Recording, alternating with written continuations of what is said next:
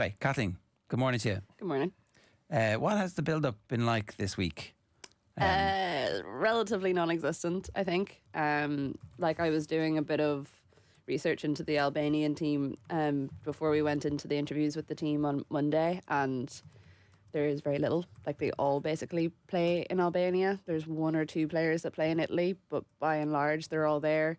They're kind of on the slightly older side for a team. You know, the majority of players are like 25 to 30 rather than, you know, having a few young up and coming.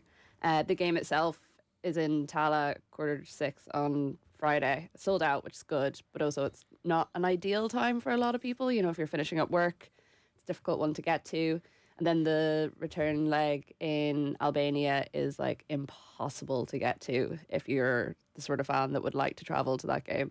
I looked it up. I was like, oh, Albania, maybe there'll be like a cheap flight to Tirana. And there was not a cheap flight to Tirana. I think it was like €700-800 return with a stopover in Frankfurt. And then the actual game itself is like 3 hours outside of Tirana. And it's really, really hard to get to. So shockingly, I actually don't know if there's any journalists going over. I think RT might be the only one sending someone, which is unfortunate. Again, and this is kind of the problem that we have, that we are in League B, in that we're not playing the sort of teams that we should be and going to the places that we should be in terms of building on the support that we got over the summer. It's really weird. The last game against Hungary away, it was like stepping back in time 10 years and seeing the... Or to COVID.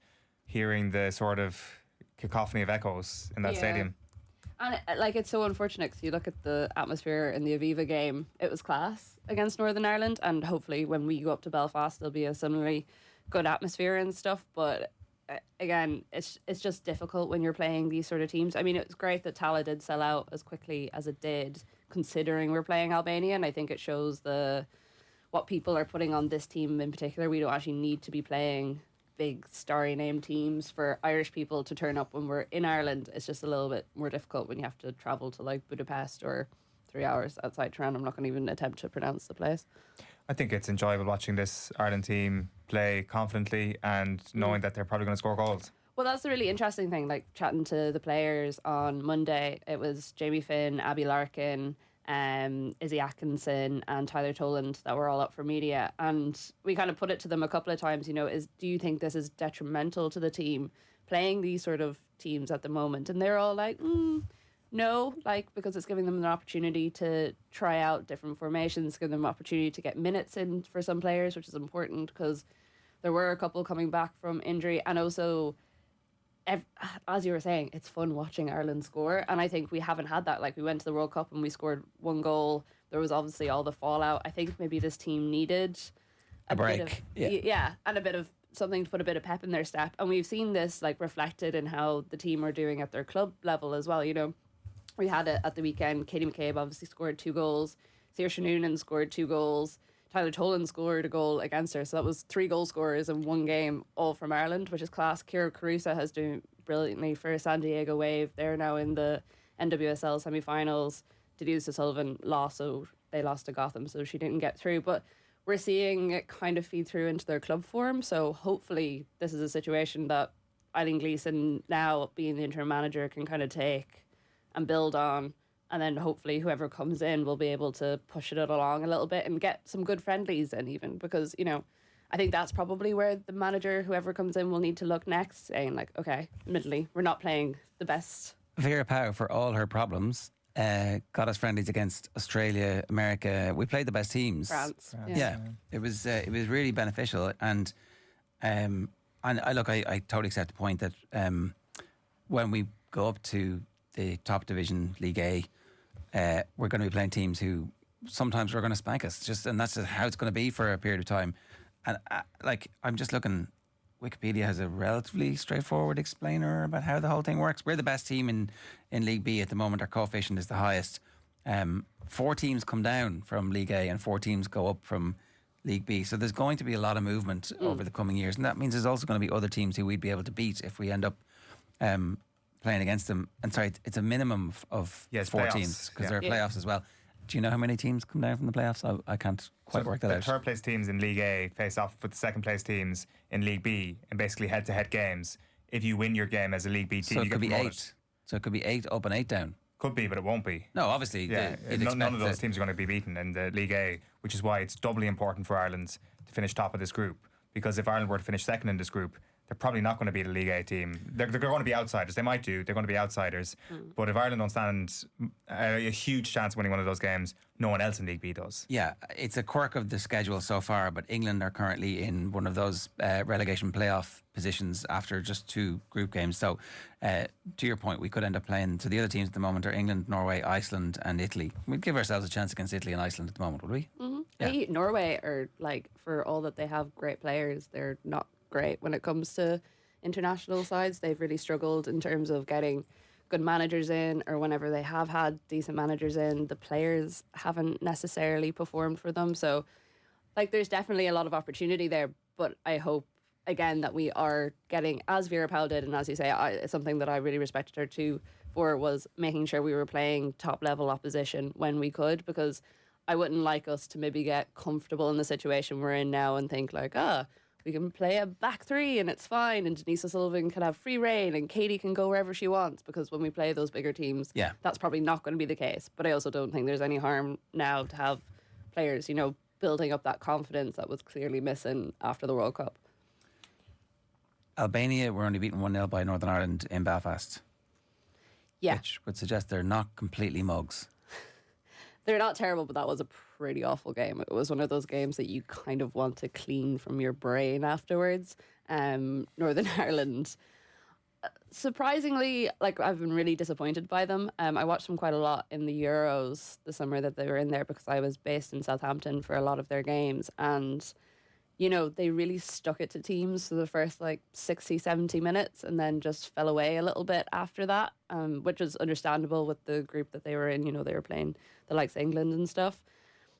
Albania are not totally mugs, and I think like that was one of the things a lot of the players were very keen to say on Monday. Like, we can't go into this game and just be like, oh, we're playing Albania, it's all fine. Like, we do need to have a game plan. We do need to think about what we want to do, and we do need to respect the opposition, because otherwise we could have a bad result. And I think a bit you were saying about the build up into this game, like, it's very easy to look at these games and almost approach them like they're friendlies, because of who we're playing, and because it's hard to get excited for teams where maybe we don't recognise a lot of the names, or we're not watching them play in any of the like major European leagues. But as we've said, it's really important for our Nations League standing.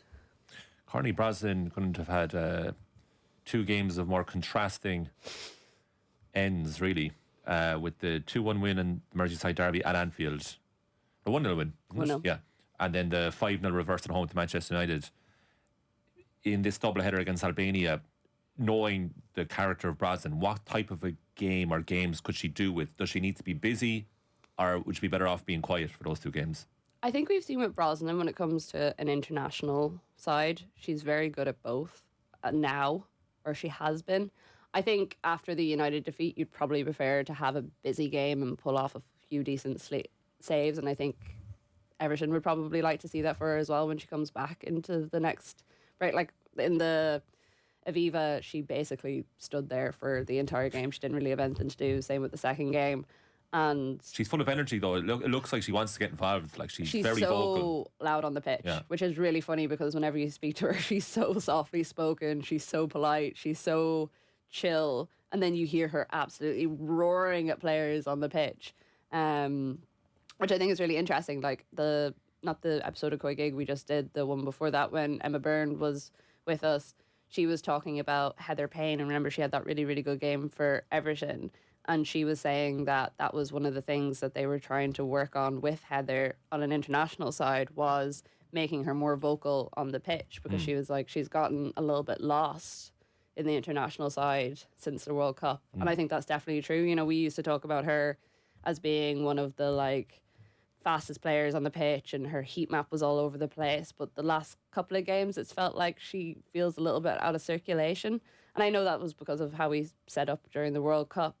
And I was chatting to Emma after the podcast had finished recording, and I was like, oh, that was really interesting what you said about Heather. And she was like, yeah, we want her to be like someone like Courtney, who, again, they have similar sort of personalities off the pitch, but Courtney's obviously worked quite hard to bring herself to a level where she feels comfortable to scream at defenders and say, what are you doing? She's like, I want that from Heather. I want her to, you know, kind of reach out a little bit more. So it's interesting getting those little bits of insight because it's rare that you get them from a coaching setup in that way. Because it struck me Payne's performance against Northern Ireland at the Aviva Stadium, she was essentially used as a decoy runner. Yeah. And it was very selfless out of her that she had to do. And it seeming like when Tolan got the ball, she was looking left the whole time to Katie McCabe naturally. But it meant Payne was just running up and down like the lines person basically for the whole half. With Everton, I presume they seriously appreciate her because she's playing in that position for Everton regularly. Is she much more involved with them? Yeah, I think so. And like we forget as well with Heather that she has just been playing collegiate football the last couple of years. You know, she hasn't been at a professional club level, and she's come into Everton and stamped her style of play on the team. She's been one of the standout players in a couple of their games now. So like she still has a massive amount of development to do. And as you say, she's always been that selfless player. I mean, before we were putting Kira Carusa in that like front position, there were so many times where Heather spent her games just like chasing aimless ball after aimless ball up to the top of the pitch. So she is very good at doing lots of running and not maybe getting the credit or the service that she should. But I would love to see a bit more of her on the ball and her developing on that side of things a little bit more. Is that one of the little drawbacks that we have at the moment for having somebody who isn't going to be our manager long term, in that they're working on players individually as trying to make them better, which will clearly improve the collective as well, but we don't have yet what is going to be the style of play after this, you know, when the new manager comes in.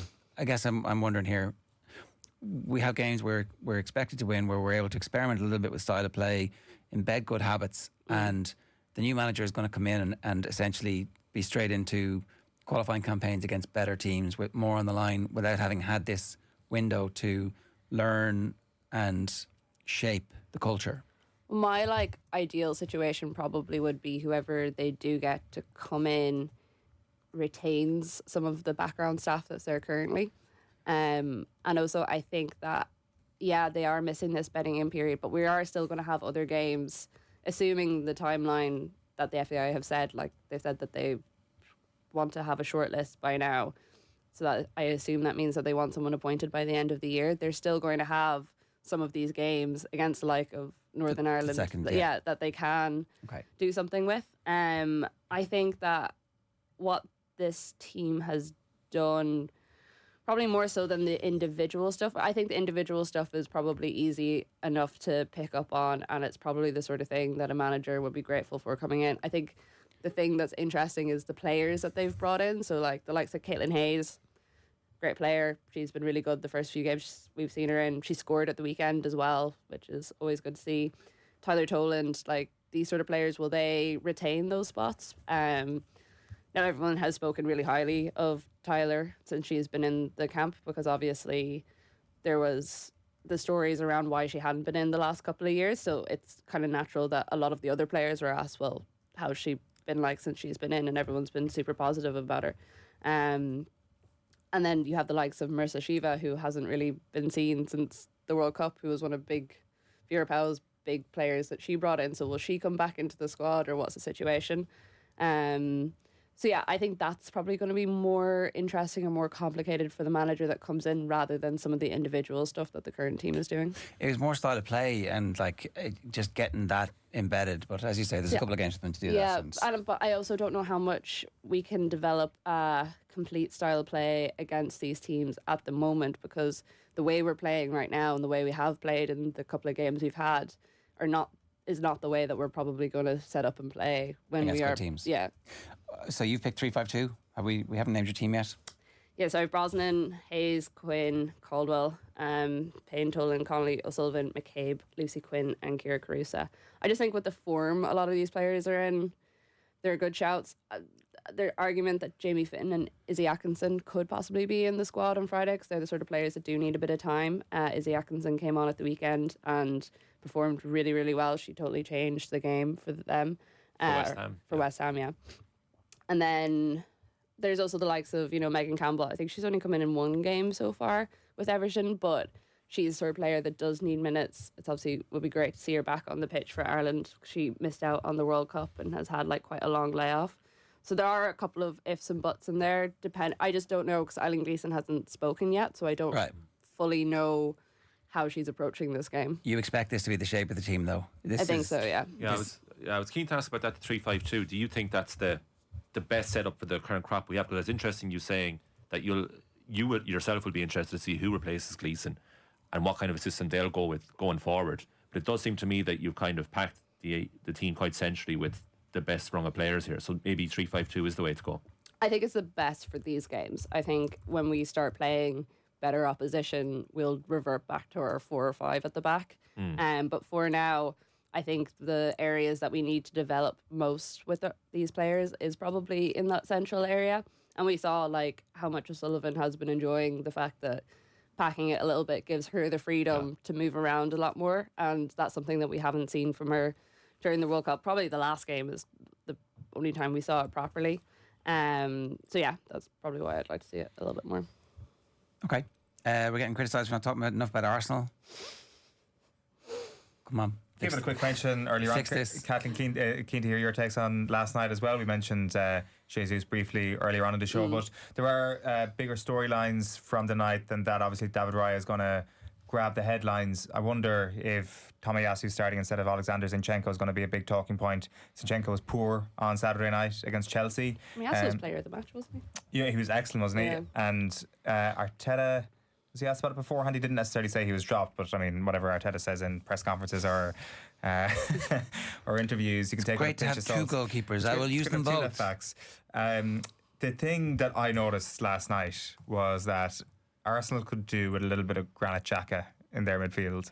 I find this so funny how many Arsenal fans have like absolutely railed Granit Xhaka for years for, you know, his unruliness and the fact he gets so many yellow cards, he gets sent off, and then he leaves and everyone's like, oh, Granit, we miss you. To be fair, I think most people changed their opinion last season, but it was just when one of the Sevilla players was like standing over like the bloodied body of Bukayo Saka, the poor innocent boy who'd been absolutely poleaxed by another real burly man from Sevilla, and I was thinking he could do with a bit of backup in midfield here, and Granit Xhaka could have done with that. But also as well, the struggle that they've had in recent games to get Martin Odegaard into the team, the balance of the midfield does seem a bit off, and I wonder as the season goes on. Not criticising Odegaard, he's the greatest footballer of all time, according to some people that I'm hearing constantly tell me he's amazing. Be straight up with what you're saying. I know. I just. Is that what you're? Have the courage to speak. Is it me that's saying that? Because I'm not saying that. Okay, no, it's not you. It's just that like Odegaard, he's the new Kevin De Bruyne. So he'll do something great in a match, and then we're supposed to think, okay, on TikTok he's going to look great this week. Is he? I don't think I've heard anyone compare him to De Bruyne. Oh, I've heard people. He's the natural successor to him as like the best attacking midfielder. I mean, even as an in the Arsenal Premier fan, I League. feel like that's a step too far. I feel like he's very inconsistent. That he's capable of great stuff, and it tends to be if he's playing well, he'll play well in that game. But there tends also to be games that just pass him by. Like, why is he getting taken off last night? Games passing him by is definitely the issue. And I do wonder if that's just the balance of that midfield has yet to be struck this season. His best game so far this year was against PSV at home, and he just had oceans of space. And I think all throughout the season, like we were talking to Daniel Harris earlier about, like, why did Chelsea sign Mason Mount, or why did Manchester United sign him? The same question is going to be asked of Kai Havertz, and it does frustrate me a little bit that money was there, and that Kai Havertz is the player that they used that money on. And it's unfair on him because he's been in the league for a couple of seasons and we just kind of were more aware of his weaknesses. I hope it turns around because I actually am kind of rooting for him. It'd be a great story if he did turn it around. But I think maybe they look back on that signing and say somebody more effective in being a link man between Rice and Odegaard could have been signed. It just always seemed like a strange choice for Arteta as well, because I feel like his transfer policy has been quite straight and he's always, you know, he's had a very specific reason for signing players, and Havertz was one of the few that's come in that I'm like, why? Like, yeah. what do you Let's think get you another can striker change? who never scores. That's exactly what Arsenal need after 3 decades. But he hasn't played anywhere near that position. You know, he has been played as a number 8, and I think it was pre-season where maybe he kind of filled in as a false 9, which he had famously done previously in his career. So it's not to say that won't happen over the next few weeks because Jesus is injured again. And that's one of the least surprising developments. So maybe this is the moment where he shines. And Kedia will start then at the weekend against Sheffield United, you'd suspect.